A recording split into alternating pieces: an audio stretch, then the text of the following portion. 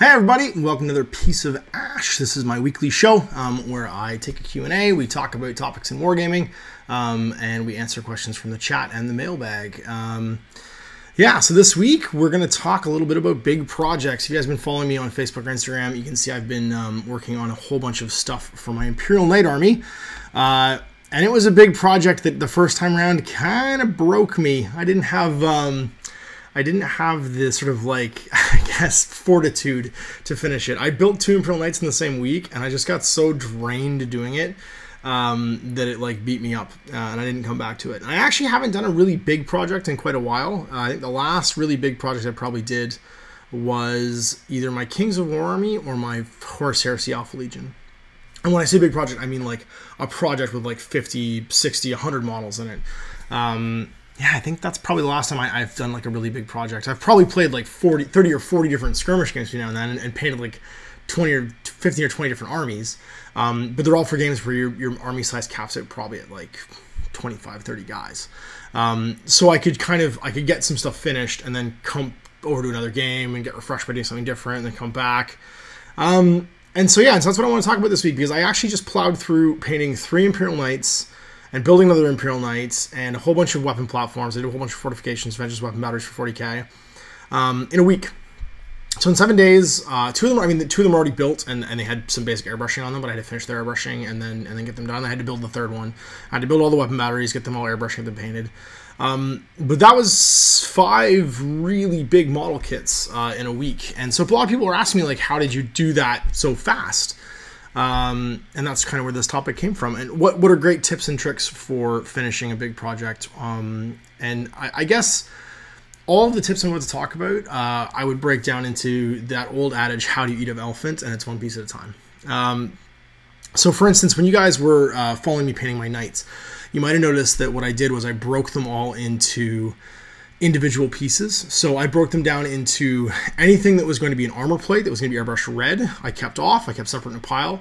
Anything that was going to be airbrushed metal, which was all the sort of superstructure, the underframe, like the legs and stuff, I built as a separate assembly. This is called using sub-assemblies. And when it comes to painting a big miniature like that, you typically don't want to put it all together at the same time and try and paint it in one go. It's very unwieldy. It's hard to reach certain places, and so you're actually much better served even just visualizing it in your head as not painting one really big miniature, because that can be really daunting, but rather actually painting 25 or 30 small little pieces.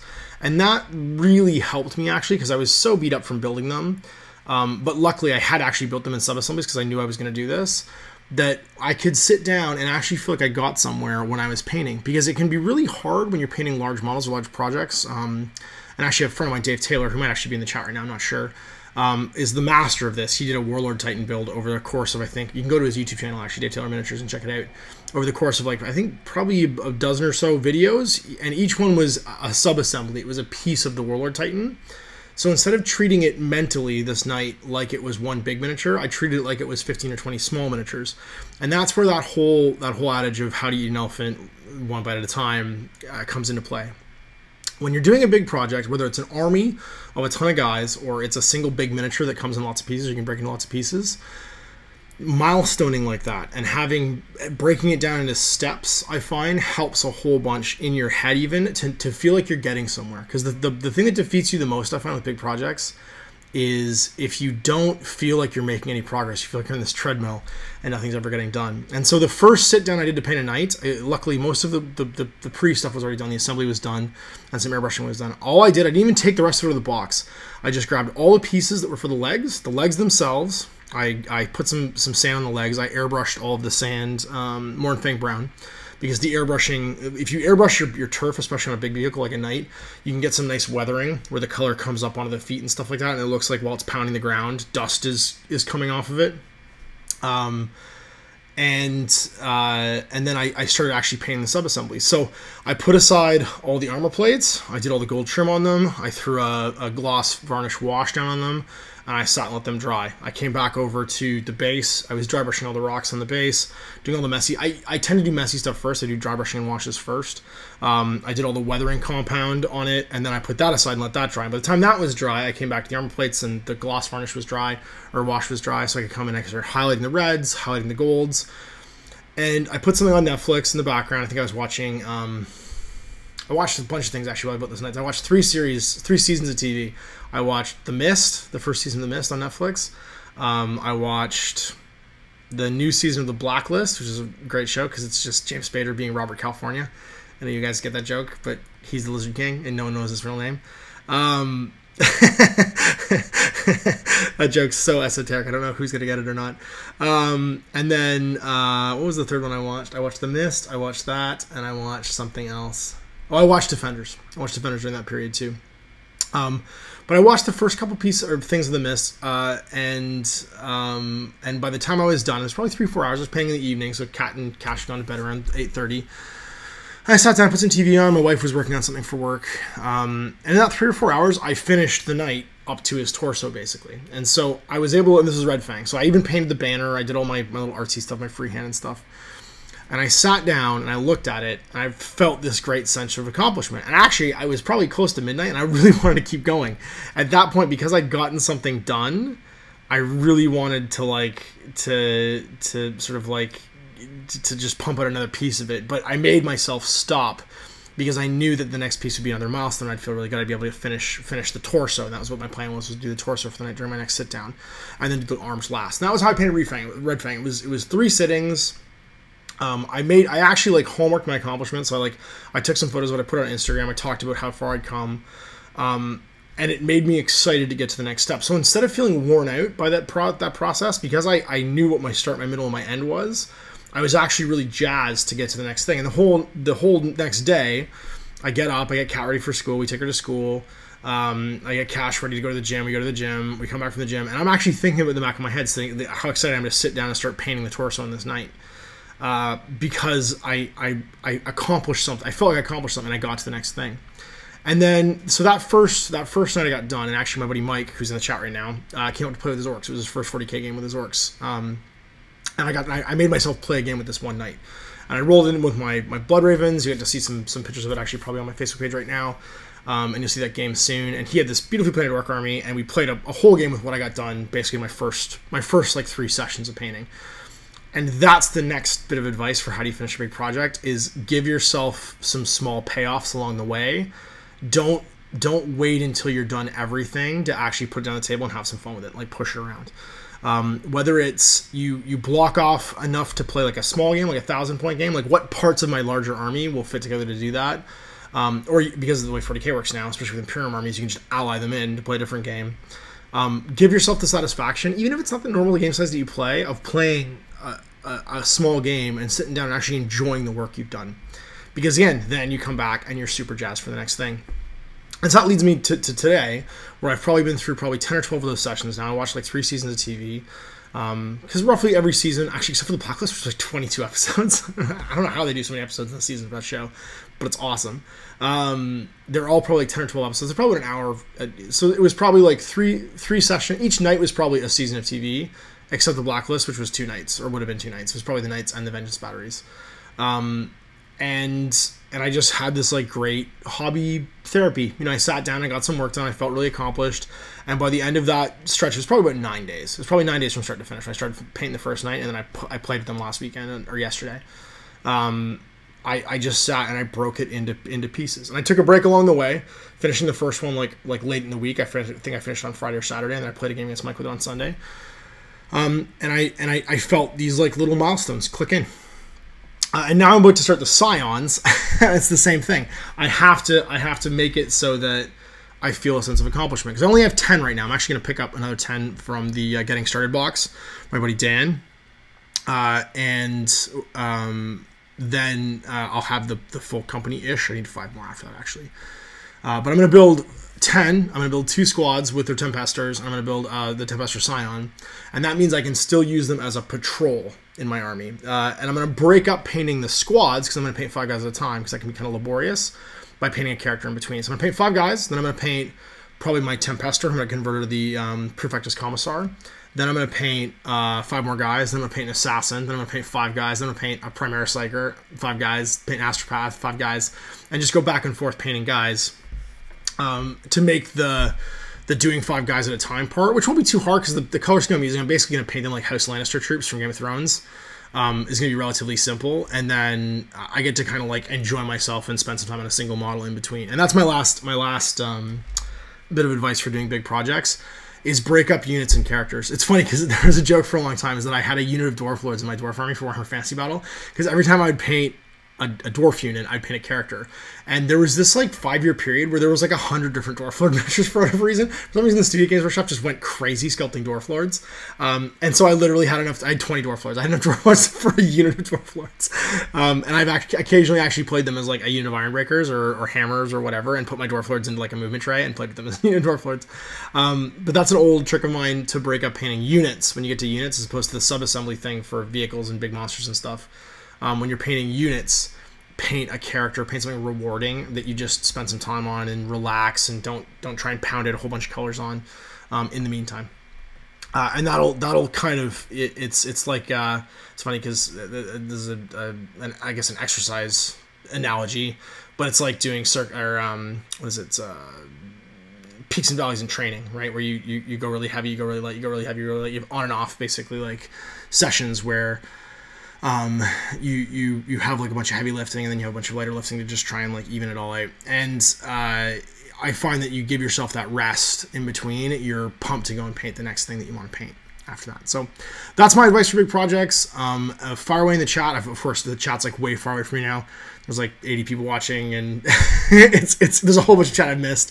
Fire in the chat and talk about how you guys handle big projects, or any advice you guys have. And of course, fire some questions in the mailbag. We're going to try and catch up with the chat, say hi to everybody, and then go back and hit some chat questions, and then we'll jump in the mailbag after that. So Benoit Gru says, back from vacation, ready to hobby. Yeah, Benoit has been posting pictures of lobster on Instagram for like the last 2 weeks, because he's been somewhere in New England, and I'm deeply rage-filled jealous that he's been eating crustaceans for not thousands of dollars and that are fresh. Kelly Merrill says, I'm trying to finish up my second blob of Orc Boys this week. That is a slog. I've painted an Orc army once in my life. And Orc Boys units, they're one of those things you have to paint by 5s almost, because if you do, well, the first one you almost have to paint by 10s because they start in 10s, and then by 5 you just keep adding 5 after that and kind of like grind away on it. I found the trick with Orc units was I tended to try and alternate units. So I'd paint 10 boys to get started on whatever the squad was. So it was a playable squad basically right away. Then I'd paint something like a Knob, or I'd paint a Pain Boy, or I'd paint a Can or a Dread or something. And then I would actually switch to different units. I'd paint Ludas, or I'd paint Burnas, or I'd paint something that's a different. There's something different about them that makes them not so. They're just dudes with slugs and axes. The dudes with shooters, like, because you can get super burned out burning boys otherwise. Luckily, the Orc range is so big now and has so much cool stuff in it that you're almost spoiled for options on what you can kind of like make yourself not bored on. It was great because I played Mike's Orcs on the weekend, and he just went with units he liked. Like, he literally just bought like the getting started box and then a whole bunch of units he liked, and it was a super cool army. It had like planes in it, Cans, Dreads, Boys. Mega Knobs, he used a bunch of the Orc, the big guys, what are they called? Not the brutes, the guys that aren't the bone splitters. And he converted like his Mega Boss out of that into a War Boss. He converted a bunch of like the Shaman guys into Weird Boys and stuff. It looked super cool, but like what was cool was it was like a legit army too. Like, it had this cool mix of stuff, but it was a really good army. What else we got here? Benoit says, I'm rebasing old Blood Bowl Orc teams to match my new collection. Oh, you're putting them on 32s? I don't know, but you're going to ruin old paint jobs. I guess you got to be very careful. Please be careful. Don't wreck your old paint jobs. You had some really nice teams. Jambler says, Ash, Vic's here. I too will get coffee. Cool, Vic's here. I wonder if he's home or if he's up north. He might be up north, still working. Tim Berry says, time to get here this week. Yay! Yeah, we've changed times again. It was supposed to be 12:30. Well, I mean, it was 12:30 today. And then I'm still really getting used to this schedule because my day consists of get up around like 7:30, 7:45, get Kat's like lunch ready, get her packed up to school. My wife's actually taking her to school now, and I'm picking her up after the first week. Because like the first week we both wanted to go. We both wanted to see her going and stuff.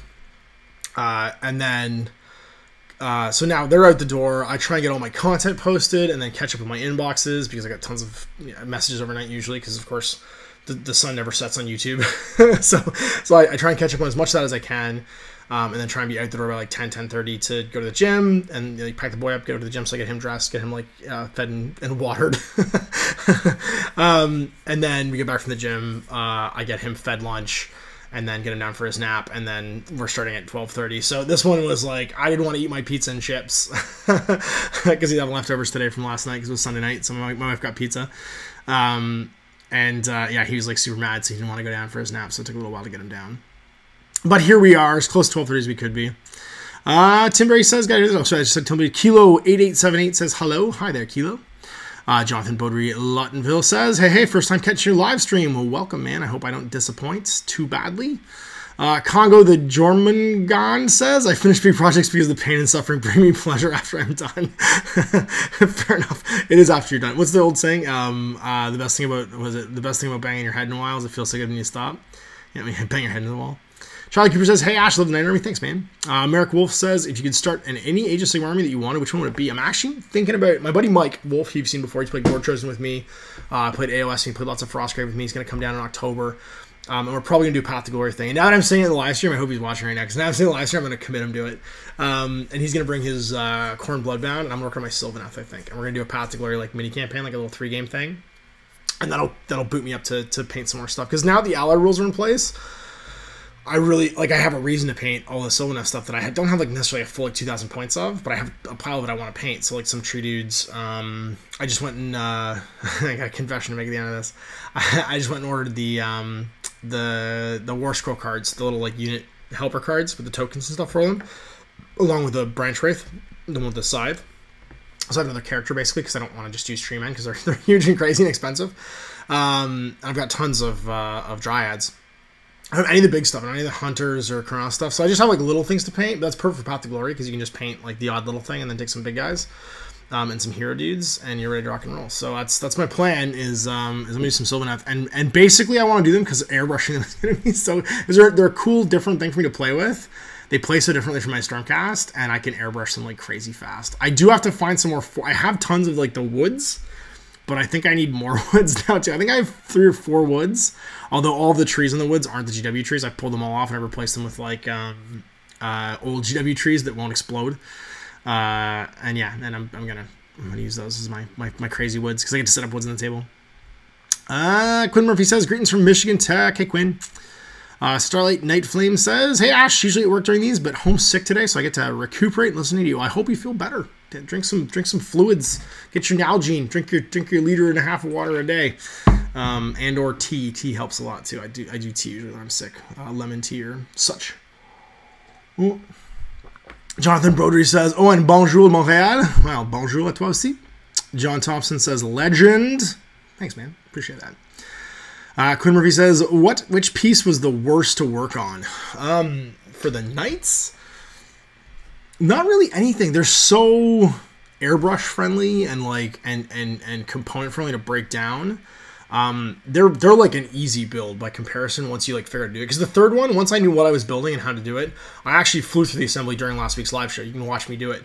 And like I pounded out the... Because you know what to clip off and what to put aside, what you need and what you don't need then. The first time you build a big kit like that, you're just lost in sprues. You're like, I don't know what I'm looking at. I can't recognize any pieces. The third time through, even though I'd been like probably a year and a half since I built the first two, I was just like clip, ready to go. Legs are out. This is out. That's out. I didn't even worry about building the arms because I knew I was just going to paint them later anyway. So like I didn't have the arms built yet, and I'd painted the legs and the torso, and that was fine. There's 2 miniatures from the Games Workshop model line that are just the most obnoxious miniatures to paint put together, and you have to paint them in sub-assemblies, and even then they're obnoxious. And it's the Celestial Hurricanum, because for the same reason, actually, the second one I'm going to say, because there's so much interior detail, but it's not just closed in. So like you have to paint it in pieces, or you just can't reach all this detail, even to prime it. So like if you put it together initially and you try to spray prime it, you have to go back into paintbrush and get all that detail primed again. And it's so, and there's stuff in there like it would bother me to not have it painted. And then the second one, and this is literally, I'm so glad that you can only have to paint one, and he's on par with another miniature, which I'll mention afterwards, but I haven't actually painted because somebody else painted him. And that's the Lord Celestin Prime, because he's got all this swirling stuff around his base, and it was super easy to paint with the airbrush, but then afterwards you have to like assemble him and then keep painting it, and he kind of like bobs around because he's just sitting on this like swirl of stuff, and it's bouncy. It's like a big spring basically, and it's bouncy. So like you're trying to hold the miniature in your hand while he's just like wobbling around like a slinky, and then get your paintbrush to actually paint all this stuff. And it was, oh my god, I ended up painting his wings separately. I ended up actually like not even holding him by the base. I held him by the body to paint him, and I tried to finish as much as I could. And then when I assembled him, I went back and touched up where all the glue points were, basically to like cover them up and stuff. And that miniature was obnoxious. I am so glad I only need one of them. Nagash is the same way, because again, he's sitting on like big flying stuff, the gooey bits. I don't think he's as bad as the Lord Celestant, because at least the stuff he's on is a straight line. It's not this like coiled spring where literally he just like bobs like a slinky. Like, it's so dumb. Super obnoxious. My feeling says, one bite at a time. You got it, man. TJ Vandermesh says, hey, Ash, so what did you do for a living before this? I'm going to put my money on electrical engineer. No. My dad's dream would have been for me to be an electrical engineer. No. I went to school for all art stuff, for fine art at OCAD and English and creative writing at U of T. And I worked for 13 years for Games Workshop in sales, and I was a sales director for them. I left in 2014. I came back to Canada because I'm traveling around a bunch for Games Workshop too. So I lived in Memphis, Tennessee at the time when I left. What else we got? The electrical engineer thing is funny. That's a funny joke because it's when my buddy Jay, who you guys have all seen in my videos, and when we worked together, we were. It was his birthday, and we were in a bar in Vancouver, British Columbia. And it was like a bad bar. This is before I got married, so the story's not going to embarrass me. He was married though, but it was a cougar bar. And we were in that bar just because it was the bar nearest to where we were staying.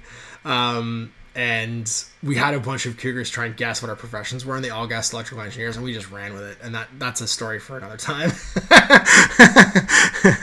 But that's funny that you brought that up, because I thought that was that's a good guess, I guess. Congo the German God says, I've got to finish Anima Tactics Maria. Cool, Anima Tactics. I wonder what's. I hope you got excited to play that game watching my videos, because I got excited to play some more. I actually painted my Empire army, which is I never thought I was going to end up doing.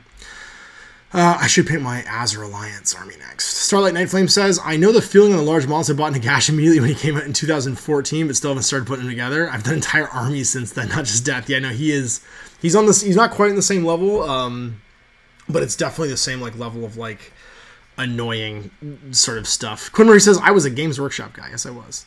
The Oblivion says, I usually watch Radio Free Neoterra. You should check it out. Great when painting. Yeah, no, I should check it out. It's a great video. Those guys that make those videos are awesome. I know those guys. Urza001 says, how would you paint large buildings like the Apocalypse stuff from Knights of Dice? Because I want to order it, but I'm a little intimidated by the size of it all. So they're great and they're huge, but again, the airbrush is your friend in this case, because you can break it into sub-assemblies and then put it together afterwards. You'll want to do a lot of masking. I did it if you guys watched my Mercs videos just recently, all of those World War II Stalingrad buildings that I use in those videos to basically look at the lost margin, they're all painted interior and exterior and then assembled afterwards. So I've sprayed them flat. I put them flat, like flat backed on something, sprayed them, flipped them over. I've actually masked the edges and then sprayed them again. And that way the interiors and exteriors are different colors. You can mask things so that you do different floors. It's laborious, but on big things like that, it's actually faster than trying to do it all by hand. Or you just accept that it's post-apocalyptic and everything's just grays and browns. Everything's dirty, right? And you worry about the colors afterwards. That's the other method of doing that, is you just rattle can the whole thing brown after it's assembled, and then go in and just paint what you can see. Because that's a perfectly valid tactic for scenery, because you don't have to get as crazy with scenery as you do with miniatures, I think. Congo the German again says, aside from 40k AOS and War Machine, the Dark Souls board game, my next big project. Yeah, I'm very tempted to just paint them gray, having played it now. Mike Feeling says, the biggest thing I find is no amount of time is too little. So you have 15 minutes, put some paint on a model, those bits add up. Yeah, we talked about that actually in earlier videos. And that's actually, I think, about being prolific in painting, is you steal time to do a little bit. And be comfortable just getting one color done. And don't feel like you have, you have to accept that that's a milestone. That's an accomplishment if you manage to find that time to do it. Maureen Lee says, hey everybody. Hey Maureen. Benson Green says, never wait to play a game. I don't know if I'm 100% in agreement with that, because I tend to wait until I'm actually like painted to play a game. Like I will usually not play a game until I'm satisfied with the experience. You know what I mean? Because for me, it's about creating that shared experience with you and another person, where you've got this nicely painted army and you're ready to have that spectacle in front of you. And that's where I'm at sort of for that stuff. I want that experience, and I don't want to do it until I get to that point. So typically what I do is I set myself a small milestone, and I go and I enjoy what I've made. And it doesn't have to be a full game or a huge game or something like that. Even like in a 4x4 table, play like a small game of AOS, 1,000-point game of AOS, or play a Path to Glory game. We're doing Path to Glory a lot recently, and it's been a lot of fun.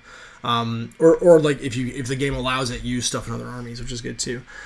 That's been really great with Infinity, is because you can paint the vanilla stuff. So you can just paint whatever you like in a faction, and then you can paint one or two things in a sub-faction, and then try out the sub-faction and because you have this baseline amount of stuff that you've started off, you can explore the sectorials like as you go, which is great.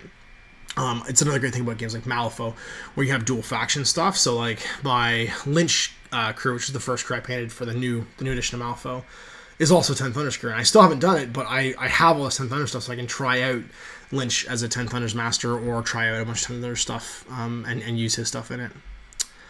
Urza001 says, also, taking your advice in demoing TNT at my local game store this weekend. Thanks for the advice. No problem, man. I hope you enjoy doing that, because giving demos can be incredibly satisfying. I think if you've got a really great plan for how you're going to give the demo, and you're using it to really highlight what's unique about a game. And TNT is such a great game for just creativity and building a great story and building a great scene. And its reaction system is so great too, where you're trying to keep the initiative and then you let it slip, and then it goes over to somebody else. I think it'll be great. So hopefully I have fun doing it, because having fun doing demos is the best part of doing demos. Adam from Greenleaf Train says, Ash, you're so gray. Dude, it's weird though, because like my beard's getting more gray, and like the sides of I got a haircut this week, and like the sides of my head are like completely gray now, which is bonkers to me. But like for some reason my mustache and this is not going gray, so I have like this weird like Dick Van Dyke like thing happening now, where I have like I look like I'm going to join the Three Musketeers. You know, it's like this weird like thing, and it's completely unintentional, because it's not like I've shaved it differently. It's just this is all going gray and the rest of it isn't.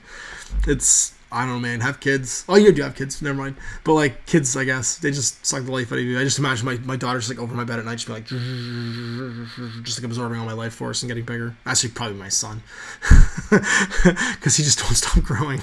We had this crazy moment where we took Kat to school last week for the first time, and I'm walking my son, he's holding my hands, and like the people are like, oh, hello, little boy, what class are you in? And he just looks up and goes, because he's not really like talking like perfectly well yet. And they're like, oh, you're not going to school yet? And I'm like, no, pardon my abnormally large son. He's the size of these 4-year-olds, but he's 2. TJ Vandermesh says, I love to see a Let's Play for Songbirds and Heroes. Looks like an awesome, easy yet elegant, fun system. Yeah, man, it's a cool system. It's definitely like a wonderful use your own stuff system. I often recommend Songbirds and Heroes if you want to do like an adventure game. You want to do like a fantasy adventure game. And it was like the go-to, I think, before Frostgrave for like cool adventure games. Hey, Adam from Tabletop Minis is here. He says, I can only do 5 or 10 of the same type model at the same time. Yeah, no, me too. 5 is like my limit. These Scions, I think what's got me jazzed about them is I haven't painted them before, so they're new, and they're guards, so they're relatively covered up. Like, there's not a ton of skin to do, but 5 is like my limit. It was nice doing the Knights, though, because even in the sub-assembly, I'm painting effectively 10 miniatures, but like most of them are 2 or 3 colors, right, because the armor plates are just gold and red, and it was not much to do. Nicholas Lundberg says, I'm a little late into the show, but do you have any tips for how to stick to one project, not start like 5 different projects that never get finished? Yeah, usually, well, so I have this advantage in that I set dates all the time to hang out with folks and play games, and that tends to motivate me, because I have a day in the calendar, basically, that like it has to be done by. So, you know, even though it's like 9 days out, I'm not procrastinating, because I need to get this done by X date. And I need to be done earlier than the day, because I've got the next week, you know, another game I have to play that I have to start another project for. So when I get stuff done, typically it's fueled by who I'm going to hang out with and play with next, right? So, and that's what's great about all the little games that I play is typically I paint 3 or 4 models for a game, and it's something new, and you guys get to see something different. We play a whole different experience, and it just drives it forward. But for 40K especially, that's a much bigger ask usually, or even Age of Sigmar, it's a much bigger ask to try and get something new on the table. A new unit is at least 5 people usually, unless it's AOS or 40K, maybe sometimes there's a 3-man squad, but that's more rare than anything else, so there's a little more work to that. And so yeah, and so having a line in the sand, having a deadline, like even if you're obviously not like me, where it's more like work driven, and I'm setting dates to try and hang out with people, and like they could be traveling to come see me, so like I'm really trying to commit and make sure this happens.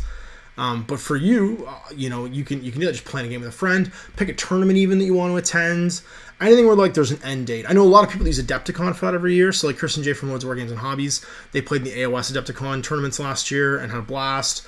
But it was their big like, oh, we sold AOS all summer last year, but we never really finished our armies. We actually were working on Horus Heresy the whole time, and I yelled at them for that.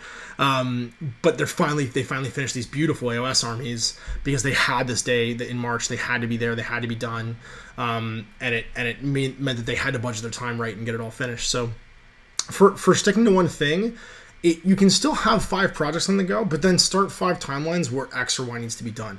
Because I think it's less about the distraction. I think that's healthy, actually. Jumping between projects is healthy because it keeps you excited about any one of them. But committing to have X amount done by X time is what keeps you completing projects. And to me, those are different animals. It's not about jumping between things. So I think that's actually healthy. That's a healthy way of doing things. So you don't get burned out on one game. I know it is for me. I couldn't do one game. Like I couldn't just play one game. No thanks. I don't know how Steve Me Wargaming plays 40K as much as he does, because like I love 40K and I love the 40K universe, but like to just play 40K every day, 5 days a week, I would be like, no thank you. No, I'd like to play some other games. And so it's I think it's like it can re-energize you on a project to jump to another little project for a while and then come back and do another one. And that's why I play so many little games, because I can paint 2 or 3 models, paint something totally different, have a great enjoyable experience playing the game with somebody, but then be like, okay, good, I can put that on a shelf for a little bit and I can jump back over here, and now I'm excited to paint this again because it's something I haven't done in a while and I feel like I haven't done anything for it. So try setting dates. I think that works really well. Mary S. Petruski says, this time just a little bit late. Hey Ash, hey everyone. Feeling says exactly what I did, 5 at a time. Yeah, he's responding to Adam. Jacob Krim says, just want to say hello. So hello. Hi, Jacob.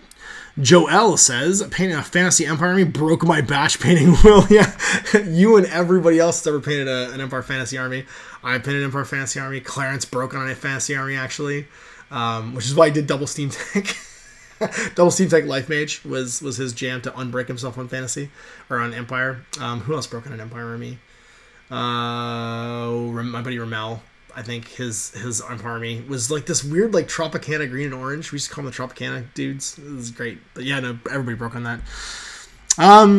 Congo the German again says, trick for me with orcs is dry brushing and washes. Trick for me with orcs is always starting with brown, because everything has a brown dirty tone to it. If you paint the whole model brown and then work everything up from brown, you have use the trick of having like a common base coat underneath everything, and you blend up from that. I found it saved me tons of time. You start with the dirt basically, and then work everything out from the dirt. The Oblivion says, I found when painting my iguana tag for Infinity that instead of doing color by color, I did section by section. It really makes you feel like you get somewhere. That is another great trick, actually, and it's sub-assemblies without actually breaking the miniature into pieces. And I used to use that actually when I was competition painting. That's a great way, if you're trying to do a model really nicely, to feel like you're getting somewhere and not slack. Because the hardest thing in competition painting is keeping your standard the same everywhere on one color. And I know that sounds weird, but like, when you're painting a lot of one color, by the time the first area you start off with, you'll be meticulous. The last area you get to, you're just throwing paint down typically if it's a big miniature. So if you break it, like you said, into sections, like I remember I painted the original metal Typhus for the Eye of Terror campaign for the staff Golden Demons in oh god, this is a long time ago now. This is 2003, 2002, probably 2002. The Eye of Terror campaign for 40K. This was when that came out. Jeez, a long time ago now. But yeah, I literally painted him. I started at his feet, and I did just to his knee in one sitting, and that was it. I just did everything, washes, blending, glazing, and then I went to his thigh plate up to his groin, and then back down the other leg, basically. And it was neat, because you kind of felt like he emerged from the ground, like he was just like primer up until he was at that top point. And the nice thing, too, was by painting him from his feet up to all of his like extended sort of like scythe and stuff like that, while you're handling the miniature, you're painting the most protected parts first, and then at the end, you're not accidentally touching the model or impacting the area on the parts you're painting last, because you're painting them last. So like, if you tend to start with the protected areas of a miniature when you're competition painting and go outwards, the last parts are the least handled, basically, because they're the ones you haven't painted the most, or you haven't touched the most. Aaron Seach says, hey Ash, what's up, man? Mary says, question Ash, what do you think about using the Primaris program as an excuse to put female space marines into the 40K canon? I don't. Sure. At the end of the day, the whole like that whole debate of like canon, not canon, they're your toy soldiers. If you want to have female space marines, have female space marines. Like just make them and convert them. At the same time, I don't know that they would look their armor should look any different, because the other criticism of any type of like sort of like over the top female miniature is they tend to be armored differently. Whereas the human body's not that different, right? If you're wearing a giant suit of power armor, there really shouldn't be any different physically to the armor between men and women. So, like, if you want to have female marines, just make female marines. You know, like, just if you want to pick, it's that. It was a great meme about Lego. And there's this journalist, and she's talking about. She was brought into the Lego factory to check out this new Lego for girls that Lego is making, and the comics is like they show her like the Lego for girls. And they're like, yeah, and you can play with all the favorite things you have, like going to the mall shopping and doing this and doing that. And she's like, what did you think I did when I was 6? Like, I didn't dream about going to the mall shopping. And then they're like, well, what do you think Girl Lego should be? And she's just like, okay, here, check this out. And she grabs a kid off the wall, and it's a spaceship. And she's like, here's a cool spaceship. It's got a cool astronaut in it. Here's all you have to do to make a Girl Lego. And she takes the helmet off of it, and then she just puts a ponytail on it, like a ponytail piece of Lego on it. She's like, there you go, you have Girl Lego. They're like, we need to throw all this out, don't we? She's like, yeah, you need to throw all this out. So I don't think it needs to be like written in the canon or anything like that. I think that's the great joy of a building toy, right? All Games Workshop products are building toys. You make them yourself. You put them on yourself. You just put yourself into them. So I don't think they need to be stamped girl and boy stuff. And I actually have a real problem with that with my kids. It's so hard, even just buying them clothes, that you have to go to the girls section or the boys section. And so all of my daughter's stuff has to be like some variation of like pink or purple or green, but she doesn't necessarily like those colors, right? Like, and my son's stuff all has to be blue and trucks and red, and he doesn't necessarily like that stuff. One of his favorite things is he's got two, like this is one of my son's favorite toys, right? Literally, and because he likes it, who cares? Like, it's just a toy. Who cares what he likes? So yeah, so I'm not really into that debate. Like, I think that if you like something, and I shouldn't just say kids, I'm talking about my kids now because that's my point of reference. But if you like something, you make it what you want it to be. And in any creative toy like that, I think it would only be wrong if someone told you couldn't do that. But the people that would tell you couldn't do that would be like fanboy, like super fans who are like, it's not officially in the canon, blah blah. Whereas like Games Workshop's pretty clear. There's a million worlds. There's untold billions of human beings in them. Anything can happen. And I think that whole like stamped official, unstamped not official is a fan-made invention to try and validate their knowledge of the background, and has nothing to do with what Games Workshop thinks is real or not real. It just doesn't matter. It's a building toy. You're being given blocks. You know what I mean? Go make what you want with them. And that's my answer to that question. Is that people like what they like, and they should make them what they like. Benson says, the Oblivion just got to make sure you remember the colors you use. I always first write that down. Yeah, it's funny. There used to be, he's talking about painting the tag now when he's doing it in sections. There used to be this joke, because we did a huge battle tour in Canada ages ago with Games Workshop, where we took, we were playing Apocalypse for the first time, and people who didn't have armies that big. And so what happened was we built 2 huge Apocalypse armies, and we traveled across Canada with them, playing Apocalypse games in the store. And so I painted a Bloodraven battle company, and then like all of these supporting Apocalypse formations and tanks to go with them. But I can't do that by myself. So it was all of my store managers at the time built parts of it, basically. But I had to make the colors all the same. So I had to write all these instructions for how to make the Bloodraven red, basically, which was like you take half a pot of old GW Dark Flesh and half a pot of Blood Red, and you go 50-50 in each, and you shake them up, and that was called Bloodraven Red. And so there used to be this time where you could go to any of the GW stores in Canada I managed, and there'd be a pot in there labeled with like a piece of like just painter's tape would say Bloodraven Red on it. And that was the joke, was we had to make this color and then remember how to use it. And then for a long time I got a lot of emails from staff being like, that's the best red, that's the best base coat for red. How did you make it again? And I'd be like, just do this, mix these 2 things together. Wild Boy says, nice, I caught you. What new Necromonomals are you looking forward to the most? Your Orlocks? I'm actually really jazzed with the Goliaths, to be honest with you. I was just talking to Chris Salmon last night that I was playing 40k with, and he's super excited about Necromunda, so we're probably going to play some Necromunda. And he wants to do the Escher first, and so I said I'd paint the Goliaths first, but I'll probably paint the Escher as well, because I'm going to paint every gang as they come out. Necromunda is one of my babies. I already have my classic Perry Orlocks painted, so I'll paint the new ones when they come out, but like, I don't need to paint them right away. It just means that I can play it with 25-year-old miniatures if I want to. Although, who cares? Will Rose now says, I just ordered a 15 mil orc army. I'm planning to paint the whole army in a week. Yeah, that's the great thing about, that is the great thing about games like War Master or Epic, is painting an army a week is super doable, and it's all just dry brushing and washes and picking out little details. Ryder199 says, I'm watching this shit at work on the DL, Death to the Far Summoner. It's just like sneaking this on your phone. That's awesome. I sometimes wonder how many people watch this show, like with like one earbud in, like in a lecture hall, like at school, just kind of like looking at their phone down like this to see what's going on. That didn't really exist when I was, because there was no YouTube when I was in school, right? Like it must be weird for some of the people watching to be like hearing about that kind of stuff from someone whose life experience is so removed from theirs, because what the experience young people have in school now is so different from the one I had. It almost unrecognizably different. It's really funny. James Tilley says, Congo the Jormungand says, Ash, get the Everqueen on the Beetle. I don't even know if I like that miniature. I like the Beetle. I'm not sure I like the Surf and the Beetle like Teen Wolf. Snaggy says, accidentally wrote on my new tournament list for 40k. Damn it, 200 guardsmen in the painting list you go. It's funny. The spam thing is funny. It's funny because I think that's a natural reaction now to. There's a great article. I can't remember what game it was. It was some kind of spaceship game. It was about AIs. I was reading about AIs. Owen sends me things about it. Owen's watching it for the AIs. Just in case you guys are worried about it. We'll know early when the AIs are coming because Owen's on the case. He sent me an article about, and it made me think about spam. But one of the first artificial intelligences, it was this program a guy wrote to try and figure out how to be the best at this spaceship RPG. And I can't remember what the RPG was. It was a video. It was a game. It was something where like you design ships and you play a game. It was almost like a miniature game or like BattleTech.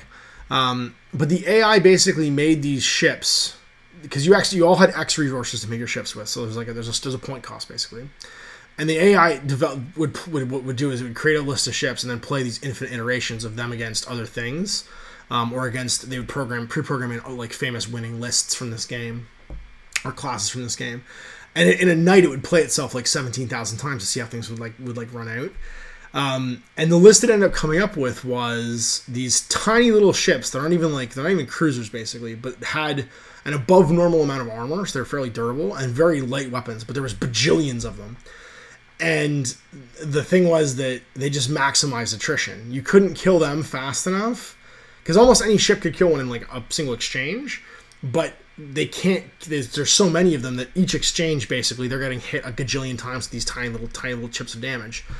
And so the bigger ships, even if they were, a few like lots basically by comparison, would always lose this attrition war, and it broke the game. Like because it played itself like 18,000 times in like a weekend or whatever, it broke the game. It found whatever the best thing was. And I think that's actually happened in 40k now as a natural reaction to losing armor value and the toughness chart, because now everything can wound everything, and there's nothing that's immune to small arms fire. So the natural reaction to that now is how do you get the highest rate of fire and the most dice with the most spread out attrition value, which is basically number of wounds. Because the damage result, people talk about damage, like, oh well, look, these vehicles have this high damage thing. High damage weapons, they decrease in value when there's tons of one wound people on the table, because they have a low rate of fire to reflect the fact they can put a lot of damage into a single target. So the more targets there are, they can't kill them, and they lose their extra damage. So they become devalued the more individual targets are on the table. So spam is a mathematical reaction to this simplification in 40k, where it is just mathematically more effective to have. But there's also a downforce to it. Like, yes, it is the best thing mathematically to win the game with, because you can't kill it fast enough while it's killing you. But there's a price tag and a boring tag attached to it, thankfully. So you can just do an infinite number of conscripts, but at the same time, you'd have to pay real life dollars for those, which puts a downforce on how often it's actually going to break the game. And you have to paint them, actually move them around, and roll those dice too. It would be like the ultimate in boring games. Like, there'd be nothing fun about it. Just watching this sea of things, spend 2 hours rolling dice at you and stuff. But yeah, no, that is a thing that is happening, and that's just because those basic changes in 40k mean that math now kind of rules the day. What else we got here? James Tilley says, yeah, I've been having some games with my new army. They aren't fluffy painted, but it gives you a sense of what you love, and maybe you want to swap a unit or two. So many orcs in so little time. Jazz Gray says, I've been painting so much stuff with a piece of ash and background noise. This is the first time I've actually been painting in a live show. It's been on the same time, though. Yay, well, welcome aboard. I hope you enjoy it. Chandler says, I'm home for a week and a half still. The internets don't work well enough at work for YouTube. I got my copy of Scrappers in the mail. Yeah, I need some time to reading it because it seems complicated. It's not. It's got the same just depth of crew construction that games like, Rogue Stars had. So once you actually play the game's relatively simple. It's the crew construction. You have tons of options. You have a huge, it's like looking at a menu. It's like 700 pages long, basically. There's a lot to absorb. And he says, hey, Ash, excited to catch you live finally. Keep up the great work. Thanks, man. Mindspace says, Ash, what's your opinion on the stormiest Vanguard units? I'm working on Lords Aqualore, Paradors, Hunters, and the Longstrike Raptors. Can't wait to play with them. I just played with the unit of Vanguards, and I'm stoked about them because, one, they were super fun to paint. I think them look grittier than my other guys because they're supposed to be like out in the wilds. So in like a darker bronze armor. And they're just fun. Like, I like outflanking units, and they're still Stormcast. Like, they still fight pretty well. But being able to run and shoot and just have running gun stuff, so much of the new and old match play rules for Age of Sigmar are about being in a place at a certain time. And with the exception of your fairly light, easy to kill prosecutors, you don't tend to have a lot of mobility in Stormcast Army after you've gotten to the table. So yeah, you can like Thunder Strike down, do like your Deep Strike thing. But once you're there, you're all movement 5, movement 4, movement 5, like not super high unless you're taking the cavalry, and then your army is this big. So having those outflankers is just super handy, and being able to just like walk on the sides of the table and then run and shoot too, so they can all get like an extra D6 of movement and still shoot their guns. Very cool. I'm super stoked about them. And I'll probably pick up the new box set just to get 5 more of them, plus the Powder Riders and the new character and stuff too. I might split it with Owen actually. Anthony Lee says, flew through assembly. Well, you know, as much as I do. Ben Marguerite says, just fixing some shifts and then replacing the Goblin Green and no flock bases, keeping the original paint schemes. This is on his Blood Bowl guys. Darren Choman says, hey Ash, got an Infinity question. I really like the minis for the Morats, but I was wondering, could you offer any insights for list building for an army that lacks camo and cheap orders? And I'm wondering what you think is going to be start. So I'm starting Morats as well actually right now. They're going to be one of my new armies for the new edition, the Season 9 for ITS, which I'm stoked about. I'm expanding my Onyx into the Morats. And I'm going with 10 order list. I'm doing it because 10 order lists in ITS Season 9 got a big upgrade. They don't suffer from strategic use of command tokens anymore, so they're always gonna have 10 orders. And that's a big deal. So, and plus tags got upgraded too, because tags all get fatality level 1 on all their guns, because their guns are just bigger versions of everyone's guns. So like HMGs and multi-HMGs being +1 damage is crazy good. So I'm actually pretty jazzed. I also have the mini for the Morat pilot, or for the pilot for the Raicho. So I'm probably gonna build a Raicho list with like some Suryats, some Datarazis, and maybe a visor in there. Because I'm thinking just to put a downforce on enemy camo. Instead of taking camo of my own, I'm gonna take smoke and I'm gonna take visors to shoot through smoke. So Datarazis with smoke grenades, and then the visor guy with the sniper rifle. What's his name? Or the Spitfire one. The 4-2 medium infantry, the Yaugats, I think it is. Yeah, it's Yaugat strike team. And they have visors, so you can do some visor spam too. So that's my plan. I'm gonna go probably with a Link team, a Raicho, which sounds crazy, and then some Datarazis with chain rifles and smoke grenades, and a Yaugat, and maybe some infiltrating hackers like the special operations hacker chick, the camo one. And that'll be it. So we're going small, going for 300 points. I really want to run some of the new tournament types this year for Season 9, especially the Escalation Tournament. I think that sounds like so much fun, because you play a 200, a 300, and a 400-point game in a week, or in a day, and that's so crazy. Like it changes your list options so much. You bring 3 different army lists in.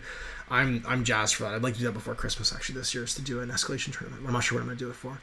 But yeah, so Season 9, it's going to be exciting, and I would just play around with some, because they don't have any cheap lists, or cheap dudes, make a 10 order list and try it out. It's so much fun playing a 10 order list. I've been playing with 11 order lists a lot recently, and just combining it down to 10 orders is something I'm excited about, so give it a go.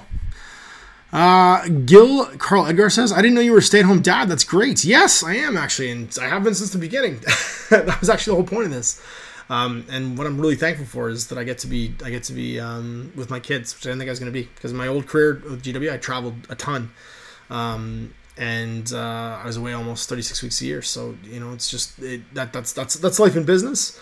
And being able to just enjoy for the last 26 months my daughter like becoming a person and then going off to school has been amazing. I get to do the same with my large loud son, my large 2-year-old, my very big 2-year-old, which has been great too. So yeah, we'll see how that goes. But it's been the joy of my life to see them get to do that stuff and to just share what I'm doing with you guys while I do it. The Kessler Foundation says, were you ever at the TD Imports trade show in Calgary? I think we gave you grief with the bad binding in the early GW hardcovers, but you shrugged it off. I can't remember being at the trade shows in Calgary. That wouldn't have been me, because I was always the eastern half of Canada, so that would have been probably one of the trade guys from the Canadian office or from the US office, probably, if they're right in the West Coast. I was running the retail chain in the East Coast, so Halifax over to Windsor, which would be like the left, or depending on how you're looking at it, the right-hand side of Canada. But the eastern side of Canada would have been my half when I was working in Canada. And after that, when I was working in sales for North America, I wouldn't have been going to trade shows because I wasn't in trade sales. Anthony Lee says, the new Incarn is also the worst to assemble and paint. Jay Griffiths, that pizza guy will never forget us. He's here. I'm so excited Jay's here for that story. Yeah, it's true. Pizza guy, I don't know if he might forget me. He'll never forget you. Duke of Skulls says, big projects are more fun when I have special customization or something, like head swaps for shoulder pads to make them unique, for sure. I'm actually going to be doing probably some guard for this rogue trader army that I'm doing with the knights. And I've got tons of, actually, Chris dropped off for me because he's got piles of them extra bear heads from the Tempest Scions to put on my guardsmen. So like all of my dudes are going to have berets, which is going to be pretty cool. I'm actually pretty jazzed about it. SL Maxwell says, also first time live stream viewer, Western Pennsylvania. Great content as always. Thanks, dude. Urza001 says, I want to know more about this cougar bar. You'll have to come see me. Those stories I'll tell in person, but probably not on the internet where it's going to be safe forever. SL Maxwell says, 2 questions. Just wondering, what are your favorite games? AOS, 40k, Wormheen, Frostgrave, etc. And then on-topic question, for a new hobby, BattleBox seems like a big project. So what do you believe in the biggest aid to finish, journeyman group, scheduling, paint techniques, airbrush, etc.? The favorite game, it's usually whatever I'm working on right now. So like I'm excited about 40k because I'm working on 40k. I'm also getting to pay some... Actually, this just showed up in the mail. This is going to make some of you guys really excited, and I'm actually really excited about it, is TT Combat just sent along some more starters for Rumble Slam. So I've got the dwarves and the undead dudes, and I'm super excited about that because they're the same casino as the orcs and the humans. So that's one big team, basically. But I've also got some of the superstars. So I've got Hogan, which is Gunn, the giant orc Hogan, who is super cool. I've got the Gravedigger, who is clearly the Undertaker, but in his like Undertaker form, not in his Underbiker form that he became in the early 2000s. I've got Ronnie Salvage, which is just possibly the greatest dwarf miniature ever made because it's a dwarf Randy Savage. Oh yeah! And then I've got the what's her name? She's called Triple D, which is basically China. From what is it? It's D-Generation X years, and then some special dice, some extra dice for playing the game. So just some more like a second set of dice, basically, so that both players can have one set as opposed to us sharing them from the starter set. So I've got that, and I've also just received in the mail the Thespian, one of the guys who backed Rumble Slam when it was basically being created through crowdfunding. One of the pledge levels was create your own character. There's no blister to show you, so I can't really show them to you, but you can Google them if you want. But the Thespian was his creation, and he's basically a Shakespeare reading, like, I guess, I don't know if you'd call him, who'd be like an analog to him in the wrestling world. He's any of like the British wrestlers that always come across as like super posh and like like holier than thou or whatever, but he's great. He's wearing kind of like a Vega mask, and he's holding like a last pro York I knew him well, Horatio skull, and I get to paint him up too. So some superstars, which is super exciting because it's going to open up all kinds of Rumble Slam. I've been waiting this for a while actually because I didn't want to just film the same game over and over again in Rumble Slam because we only had the starter set. So I'm gonna get them painted up in the next couple of weeks, and this is like my Just For Me project. I'll get Mike from Epic Duck or Owen to play some games with me, and we'll do some more Rumble Slam because I'm jazzed. I loved Rumble Slam because it's an even goofier Blood Bowl, and it's so near and dear to my heart with the silly wrestling stuff, so I'm jazzed about it. And then, yeah, for a noob to the hobby, battle boxes seem like a lot of work. I think, again, it comes down to all the stuff I said earlier, which is reward yourself and break it into chunks. So if you can break it into chunks where you can still use it, like it's an allied force that goes into something, so like for 40k Imperium stuff, or if it's a thing like in War Machine where you're painting like mercenaries, or it's something like, or you just paint a battle group and then you pad it out with mercenaries, so you can actually give it a try and play a game with it. There's lots of ways that you can break it into like more manageable pieces where you get to enjoy it a little bit while you're doing the work, and it's not so like off-putting. What else we got here?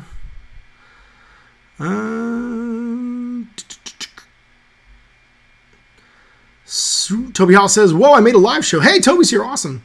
Mike Feeling says, "Ever consider running a D&D type RPG, but then playing out encounters on the tabletop using something like Frostgrave rules?" Actually, we have talked about it, and it's one of the things for like, if like when Cash goes to school, I can do this like full time.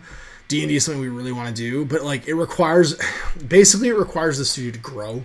It's like the patronage to grow and to get to the point where like we can have things like an on-site internet hookup, because we have to have that for live streaming. Because live streaming in the studio means an on-site internet hookup, and that's an extra 100. Like in Canada, unlimited internet is ridiculous. It's like $100 a month. So that's a whole extra expense that we'd have to put in there.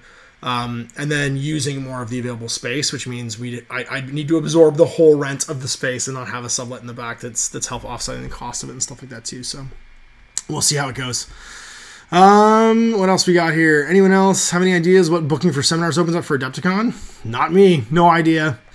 Michael Marine says, watching you while recovering from having my wisdom teeth removed. Oh, dude, that sucks. I'm sorry. Laying down some easy base code, something I can't ruin while on painkillers. Oh no, man. I only had one that got impacted, and I had to get it out, and I remember what that was like. It was awful. I wish you a speedy recovery. Randy St. Denis says, anyone have any ideas? Oh, sorry, you already did that with the bookings for seminars.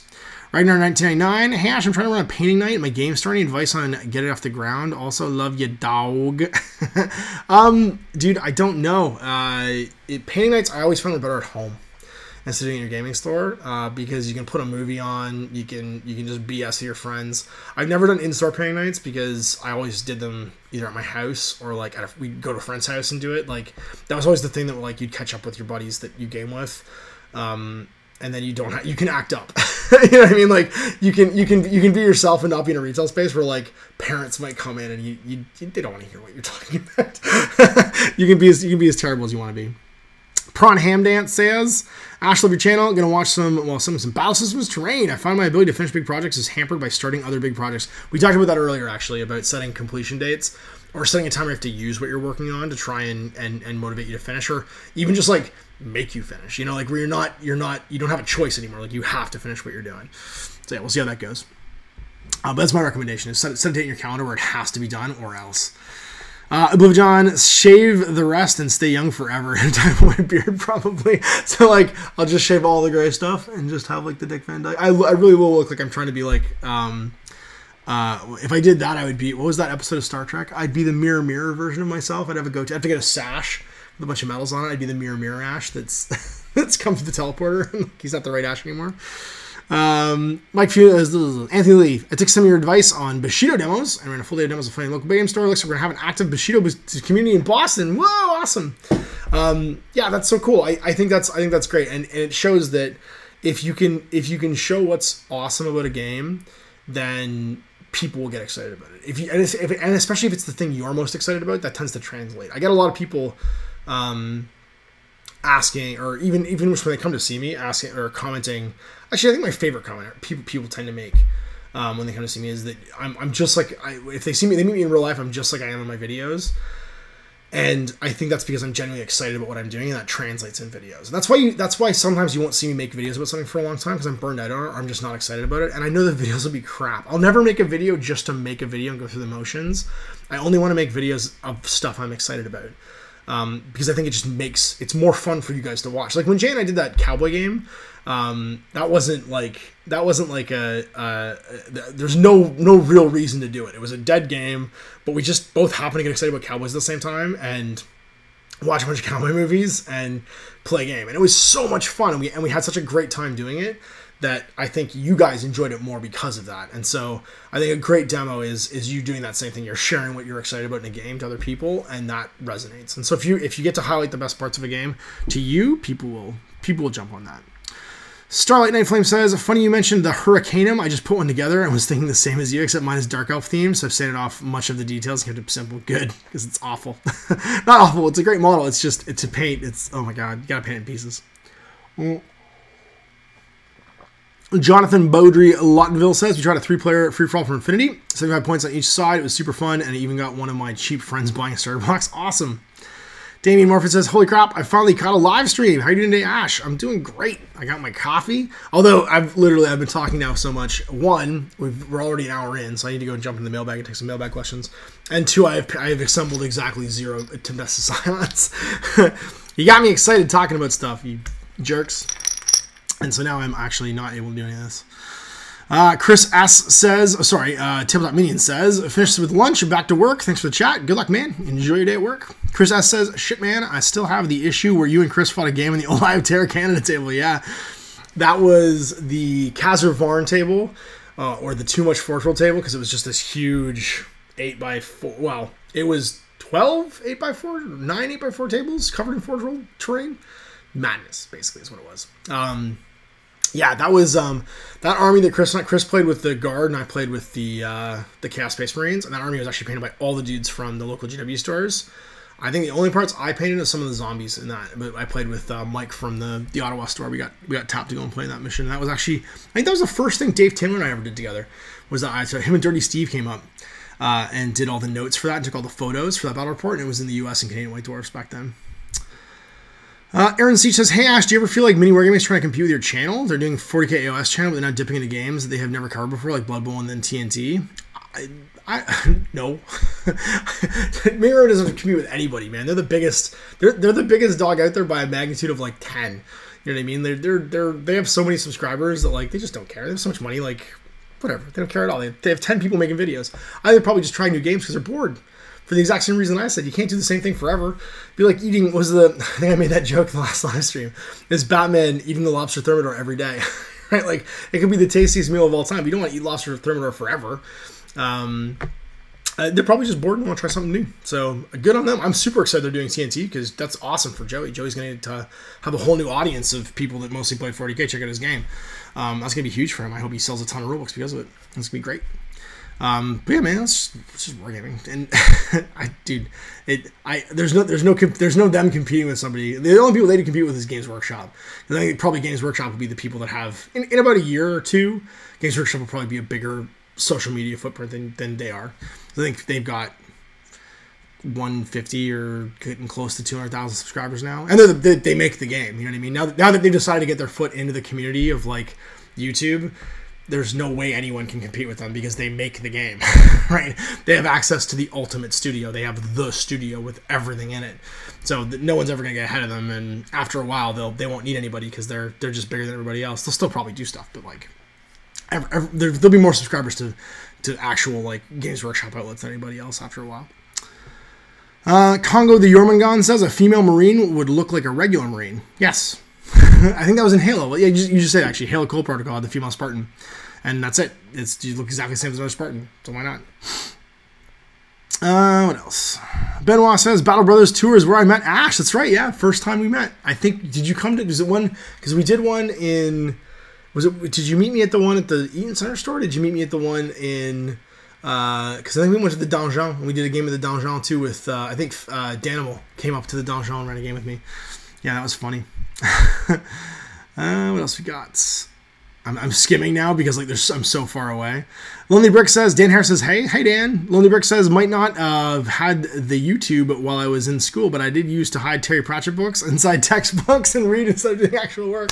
I used to write army lists because back then I had like the Space Marine codex memorized. You know what I mean? Like whatever game I was playing, I knew the point cost for every single thing. And what I would do is I would just sit in the margins of my rules or in the margins of my notes. I would still take notes, but then when I would like tune out when they were like going over a point I already had notes on or whatever, I would always be like doing like little in margin army lists for whatever game I was currently excited about. That was my thing. I'd be jotting down, and it would never have words. It would just be like HQ 100 points, 15, 10, 5, 25, like whatever the war gear was underneath it.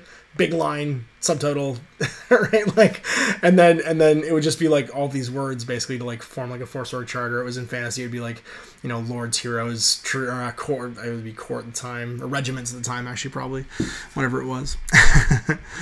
And a one earbud doing reconciliations at work right here. That's awesome. There are people like the one earbud watching on the phone. Snakey says, I'm not that guy. No conscripts at all. Mortar Artillery Division. There you go. Greenleaf says, hey, Ash, I'll make you some terrain, okay? That'd be awesome, man. It's funny. Some of the terrain that you made initially for the studio when we first like opened it 2 years ago is starting to get towards the end of its lifespan, because you know how it is, like the corners start to wear and stuff, especially the ruins and stuff, because we've just loved it and used it so much. So that'd be awesome. I need what I need more than anything else right now, I think, is solid buildings, solid like 40k buildings, such a block line of sight. So I'm noticing I don't have a lot of that. That'd be awesome. Warvision Gaming 40k says, nice chat. Thanks, dude. Walter says, right arm is in a cast. So I'm trying to be one-hand paint a Devastator Sergeant. I hate this cast. I cannot imagine trying to paint in a cast. I guess you could like mount the miniature like on like a stand or something, or like clip it on something and then like lean over and like try and, I guess you're doing it with your left hand, so like lean over and try and like paint it with your left hand. That would be obnoxious.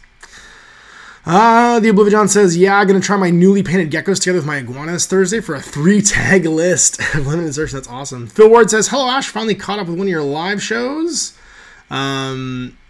Just want to say your vids are the best to paint to while watching them. Thank you so much. And then everyone, yay, Rumble Slam. There's like this whole line of like, yay, Rumble Slam. That's awesome. Dave Rockefeller says, hey, Ash, greetings from Germany. My big project for Shadow War. I have a plan, like this month I buy and paint terrain pieces, and then next month kill team. Absolutely, that's a great way of doing it.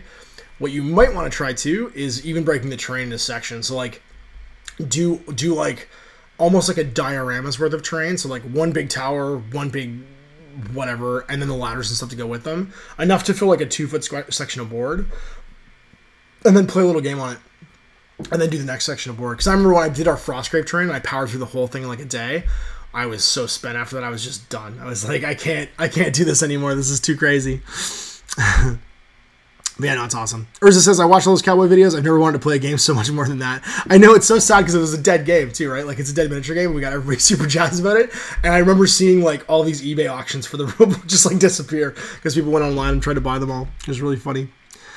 Toby also says, when's Jay coming back? He's awesome. Favorite guest ever. He totally is coming back. Jay and I's schedules are so separate, and one of the big things right now is because my wife's working on Fridays, our normal day to get together used to be Friday, and we're just trying to get, I hopefully in the next month or two, I might be able to put the boy, if we can afford it, like a day or two a week into daycare on Fridays, and I'll get my Fridays back so I can film again on Fridays. And then you'll see Jay come back and do stuff. But we've just had this like weird off schedule because like both our kids are going back to school. He'll be working nights, I'll be working days, like, or I'll be with the girl on days and he's working nights, like whatever it is. We're at like ships in the night time, which happens every now and again with friends, you know what I mean? And we'll figure it out. We'll be back together, and you'll see him play some games. Uton Tran says, where is there a Bushido community in Boston? I'm in the Boston area, and I would love to join in for a section. Anthony Lee, send him a message. Get with him. He wants to play some Bushido, and you're all both in Boston. It's yay, we're bringing people together. It works. Damien Moffat says, signs are fun to play. They were the start of my guard army. Well, that's funny because I have a huge guard army, but I'm basically redoing it from scratch because I have all kinds of unpainted guard stuff, so I'm going to start it over and start a new army. And probably get rid of my current army. So, hooray, we got through the chat. I had to skim at the end there, so I missed anything. I apologize. I'm going to jump over to SurveyMonkey and take some SurveyMonkey questions because I hate missing out on SurveyMonkey. And there's not tons in here, but there's enough that it's certainly not something I want to miss. Dressed as Superman asks, my girlfriend doesn't like my hobby and gets mad when I buy models. What should I do? Well, I don't want to say get a new girlfriend, but like, here's my advice. People that I want to surround myself with in my life love who I am, regardless of what I do, right? And are accepting of who I am. So if somebody hates what you do, that means that there's something about you they don't like. So just think about that. Let that sink in. And if she ends up accepting it, then awesome. Like, you know, like it's just a thing you do. Great. But like the only time you should hate something someone else does, I think, is if it hurts them. If they're actually hurting themselves doing it. So like terrible things, you know what I mean? Like they've got like an alcohol problem, or they're self-harming, or, you know, they have some kind of instability or something like that. And hate's even too strong a word, but like if someone's self-harming or doing something that's harmful to themselves, that's the only time I think personally that you should just accept people for how they are. You know, so yeah. So like, I'm not good with relationship advice because I'm very black and white when it comes to relationships. Either they're good relationships or they're bad relationships. And if they're good relationships, I will, even if I don't see someone for 10 years, I'll go to the ends of the earth to you know, like, stay connected with that person. or when I come back and reconnect with that person, it's like we've not missed each other for 10 years. You know what I mean? We'll just jump right back into how we were. Because I believe like that good people are good for you, and you should surround yourself with good people. And I would attribute most of the success I've had in life in just cultivating my relationships with people who I think are good. Just, and I don't mean good from like an ethical standpoint. I mean like they have a positive impact on people around them. And when it comes to people that are like toxic or negative, that just like that drag you down or like steal energy from you or steal whatever from you, I just scrape them off. If I think that there's something redeemable there, I always try and like confront it first, you know what I mean? But like if it's not going to change, I don't waste my time on that. You only get one life, you know what I mean? You only get one life, and the only thing you get to keep is your experiences. All the stuff you have, everything you own, all the other stuff is all transient. It's not, you can't keep any of it. So those experiences are precious, and make sure that the experiences that you have are with good people that you want to be around.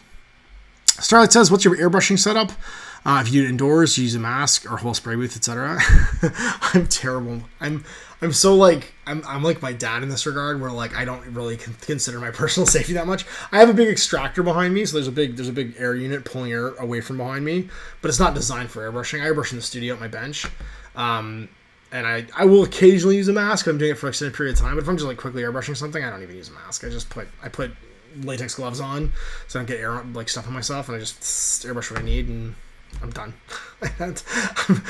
I'm sure it's terrible for me. I don't really bother wearing a mask ever because I don't do it enough. You know what I mean? I do it in like top 10-15 minute sessions that like I'm not super worried about it. Respondent skipped the name question. Can you play more games that have a narrative feel? Something that tells a story more than just kill or capture. I play a lot of those games, or I try to. I mean, I try and provide like a big menu of games. The games you're describing are my favorite games, and they tend to be the games I play a lot of. Like we'll usually play them in a day. We'll play 3 games, and so you guys will see them at least 3 times usually because they're smaller skirmish games. And I try and even in the games I play that are just competitive games, give it some type of a narrative. You know, like, I'm always describing what's going on in the action, the scene, and stuff like that. So I'll keep doing them. I'm never gonna stop doing them. Deceptive Decepticon asks, hey Ash, do you have a favorite tabletop video game adaptation? I'm trying to think of even the tabletop video game adaptations I've played. I've played the Dark Souls board game. I've played Halo Fleet Battles. I'm going to play Fallout when it comes out. What else is there? That's a video game adaptation? I didn't play the Halo Ground Combat because it came and went so fast that I didn't get a chance to. I'm trying to think of what else there is. What's a video game? There was never... I guess there might have been a Warcraft one that I missed. But I never really played Warcraft, so like... I wouldn't know. My favorite one? So far is probably the Dark Souls one, just because it feels so much like the video game. Halo Fleet Battles was okay. I think it was an okay game. It was not terrible. Yeah, it's funny. I haven't played enough of them to really say I have a favorite. Like they all did a good job of representing what they were. You know what I mean? So like I can't really say that I've got one. I'm like, oh yeah, that was the best video game adaptation game ever. I don't really know. Yeah, I'm excited for Fallout though. It's gonna be fun. I gotta drop an email to Chris Birch from Fallout and see what they're doing. See if I can help out. Or you guys should drop Chris Birch an email and see if he wants me to help out, because it always means more coming from people that watch the shows. Hey, this guy would do a good job of showing off your game. Than me just being like, hey, I'm someone you've never heard of. Someone that watches, that means that there's people that watch the show, basically. Next one, respondent skipped the naming part. A lot of the objectives provided in scenarios I see you play are typically A, kill all your enemy, or 2, collect X treasures. Any games that have more interesting scenarios?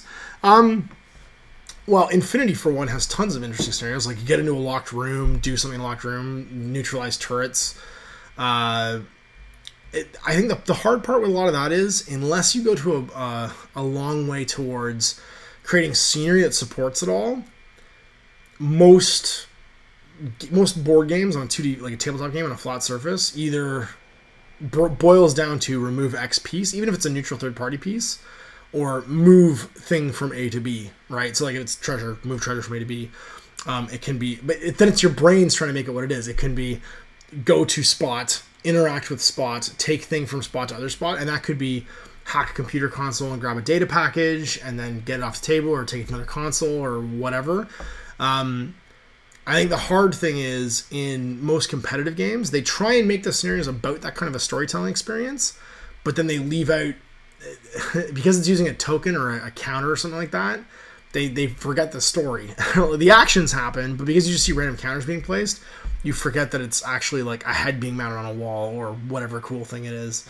And it's hard to have counters for every piece of story too. So I try to, you tend to see that stuff more in games like Rogue Stars or Frostgrave, where like neat things happen. You have to go touch a pillar and say a magical word, or climb to the top of a tower and see something. Like those tend to be the Old West games tend to have more of that stuff in them.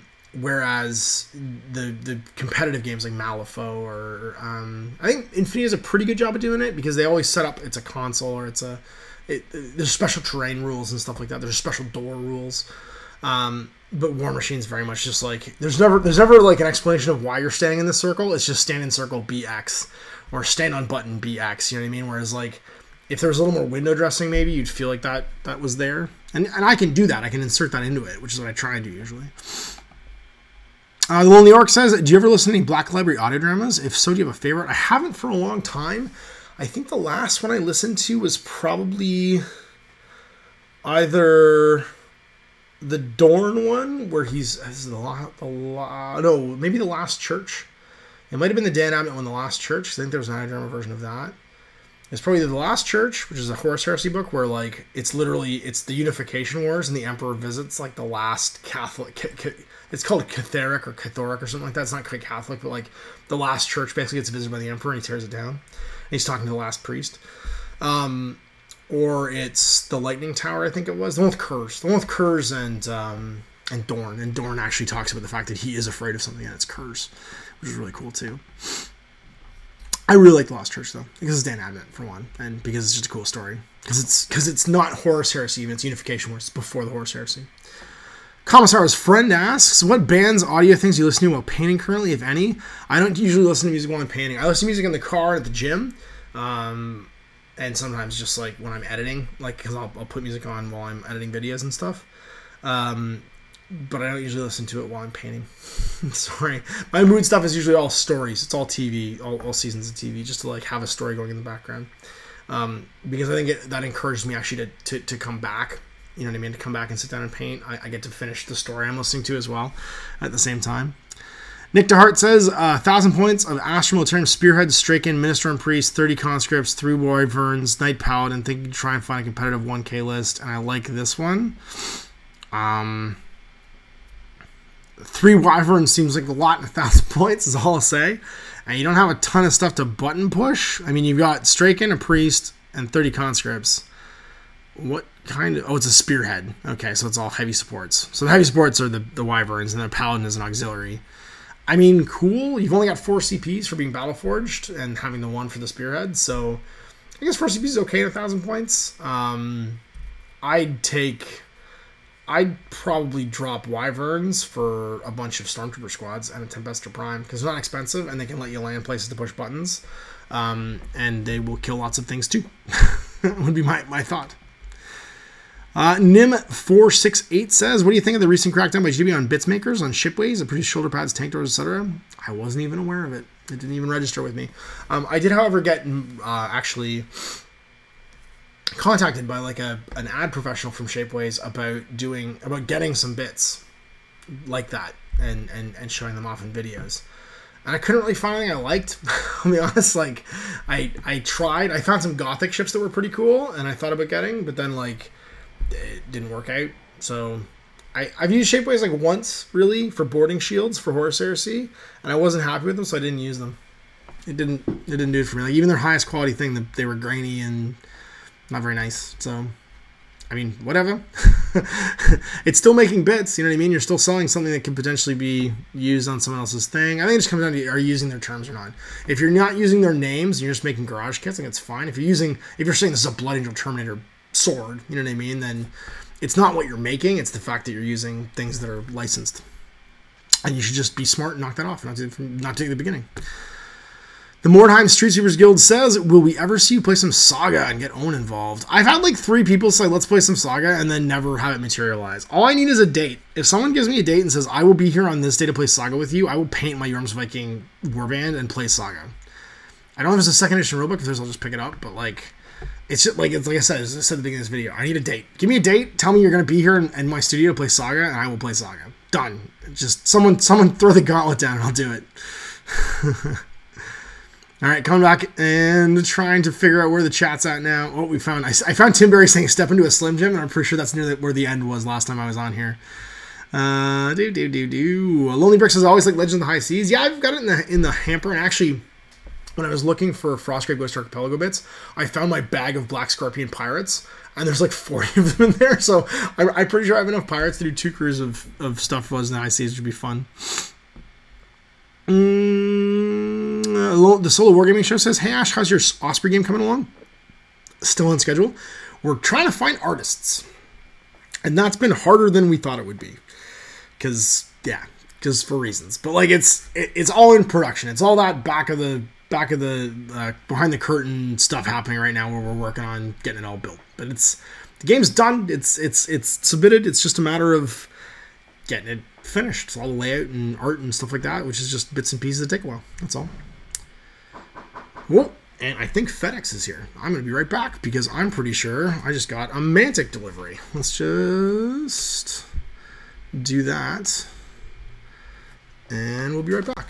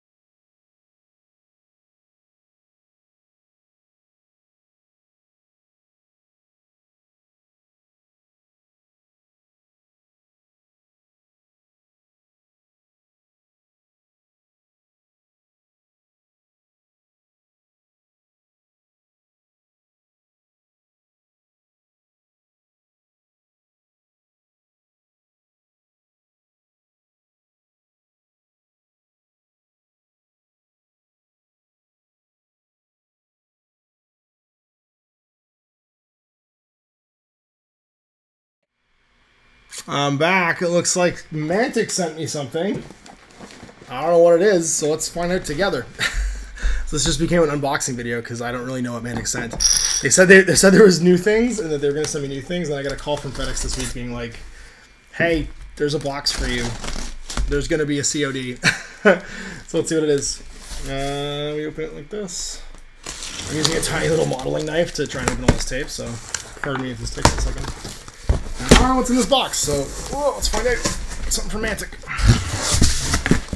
There's... Well, that's cool. A tree person. This is one of the new resin kits for Kings of War. That's pretty cool. I don't know what all this stuff is. Whoa, this is exciting. So, more Kings of War goodies. It's the new resin characters. So, Jarvis, the Ophidian Necromancer. Acturn, the Placoderm Defender, like little hero-y dudes. I think these are used for the adventure game as well. Arctal, the Geckotaw Clutch Warden. These will be great actually for... And Megnil, the Varangur Demon Hunter. These will be great for even Ghost Archipelago. But this is cool. Oh wait, there's one more thing. Matibusu, some kind of demon lady. There's a frame of whatever these are. Something Warpathy, it looks like. I don't really know what it is. There's a random white box, but what's really cool is I haven't tried this yet. The Battle at the Farm. Days Gone By, the Atlanta expansion. It's all the stuff for the zombie game, the Walking Dead game. That's pretty cool. I've heard this is a really cool game, actually. So I'm pretty jazzed to give this a try. Oh, and apparently gaming mats. That's really cool, too. So 2x2 gaming mats. So I'm apparently going to be trying out the Walking Dead game, which is good because Jay has been painting a bunch of it. And now I can play it with him because I'll have stuff to play it with. That's really exciting. So it's the... what's two expansions? The Farm expansion, Miles Behind Us, and the Days Gone By expansion. And I guess each of these gets you zombies and a bunch of characters. So, because I have the starter set with, what's his name? With Carl and Rick, and then like the baddie humans, and a couple of zombies. And this one gets you Dale, Alan, Donna, Jim, and some zombies. This one gives you Herschel, Billy, Otis, Patricia, and some zombies. And then, obviously, there's mats there too. So that's pretty cool. So I guess we're trying out Walking Dead. No idea when we're going to do that, but I know Jay has a whole bunch of stuff done for it, so I'm sure we'll be able to give it a try then. So it's creeping up on 2:30, and that means my alarm is about to go off on my phone to go pick up the girl, because I have a like permanent alarm set on my phone now because I have a place I know I have to be. And if I'm not there, then I will have a daughter who has no idea where I am, and it will be super sad. And I think we're going to wrap this up. So I'm just going to skim back to the chat real quick and see what everybody's saying about zombies, because that just happened. So I'm sure the chat's just blown up and is being crazy. What does it say? This Brutality is in Coral. Because that's the joke, Coral.